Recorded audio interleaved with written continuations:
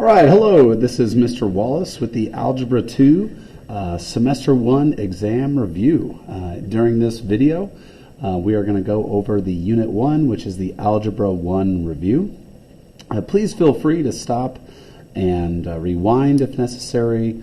You can stop and then rewind any material, so that way you get a good grasp on everything for the Unit 1 Algebra 1 review. Okay. Here we go. We're going to start off right at it. We are going to figure out the equation of each of these lines real quick. I am looking at number 1. The equation here is going to be y equals -4. And here's why. This straight line only goes through the y-axis, and it's going through the y-axis at -4. So y equals -4 is my equation. Now my slope, anytime we have a straight horizontal line, my slope is 0. In this case, 0 is an actual number. Slope of 0. All right, number 2, my equation, it is going through the x-axis, so it's going to be x equals, so this is a straight vertical line, x equals 7. It's going through the x value of 7, so x equals 7. Anytime we have a straight up and down line, any single time, that is undefined. It's basically, if we were to use the slope formula, there would be 0 in the denominator of a fraction. We can't do that. All right, here we go. We are figuring out the slope of our line here. If you can't really see it on this, sorry that the printer didn't go off. It's x equals -7, so it is and there's my phone. Hold on. Okay, I'm back. There's a line right here, x equals -7. We are going to figure out the slope. Once again, a straight vertical line, slope is undefined. And y equals 9. It's going to be a horizontal line through the y value of 9. And slope is 0. Slope 0, or you can put the actual 0. There we go. All right, number 5. There's a lot going on here on number 5. We have 3x minus 5y equals 5. We are going to graph this line. Excuse me. Now, we need to convert it into slope-intercept form, which is y equals mx plus b. All right, so we need to get this y value all by itself. All right. So, very first thing, I am going to be using some algebra here. Getting that y value by itself, I need to subtract the 3x from both sides. All right, because after that, it cancels out. So what am I left with? I'm left with, I'm going to put it over here, -5y equals, now this 5 and this -3x are not like terms, so we cannot combine them. So which one am I going to put first? Am I going to put the 5 first or the -3x first? Well, following the format of slope-intercept form, y equals mx plus b, I'm going to put my -3x first. I subtracted it on the left side, subtracted on the right side then, but it's by itself, so -3x, and then I'm going to put my 5. It's +5, so I'm going to put a +5. Very last step, now I divide everything by what's front of the y, what's in front of the y, so -5. Those -5's cancel out. So my new equation is y equals, these two negatives cancel out as well. Now 3 over 5, we have a fraction. Don't convert that to a decimal. We have it as a fraction, that's okay. But the two negatives cancel out, so it's just going to be a positive 3 over 5x right now. Positive 5 divided by -5, well, that's going to be a -1. Here we have our equation converted into slope-intercept form.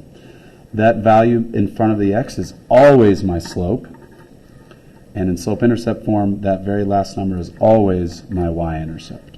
So here's how we graph. We always start at the y-intercept, right? Because we know it goes through, in this case, the -1. And 3 over 5, slope is always rise over run. Rise over run. Y values over x values. So here, from my point of -1, I'm going up 3 over 5. Up 3 over 5. I always run to the right. I always run to the right.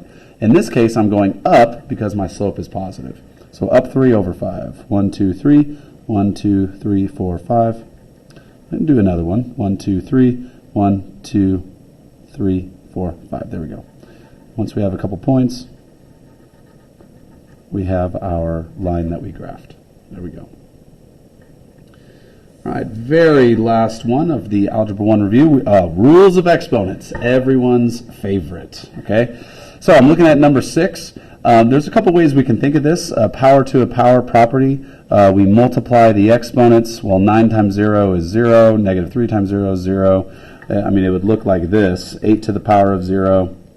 X to the power of 0. Y to the power of 0, because it's negative 3 times 0. Well, anything to the power of 0 is just 1. So this is 1 times 1 times 1. My final answer is just 1. And we can take a shortcut. This whole quantity, if that whole quantity is raised to the power of 0, it's going to be 1 anyway. Okay? All right, for exponents, I always try to do my coefficients first. 12 over 6, well, I can do that division. 12 divided by 6, that's going to be 2. Put it down here. 2. Whenever I have the same bases and they're being divided, I subtract the exponents. So if you guys remember, that is one of the rules of the exponents. I subtract them. So 2, since I started with 12 on top, that's going to be x. 12 minus 7 is 5. Then here we go, y. 3 minus 7, since I started on top, 3 minus 7 is negative 4. But I cannot have negative exponents. So just that y negative 4, I'm going to flip it to the bottom, cross the line, change the sign. So my final answer is 2x to the 5th over y to the 4th. Notice that when that y negative 4 switched to the bottom, it is y. Now that exponent is positive. Number 8, I don't need to do anything to the negative 3. That's just chilling there. I don't need to combine it with anything. A coefficient can be negative. That's okay. We just can't have a negative exponent. So that's negative 2 is just going to be flipped to the top, cross the line, change the sign. Final answer is negative 3x squared.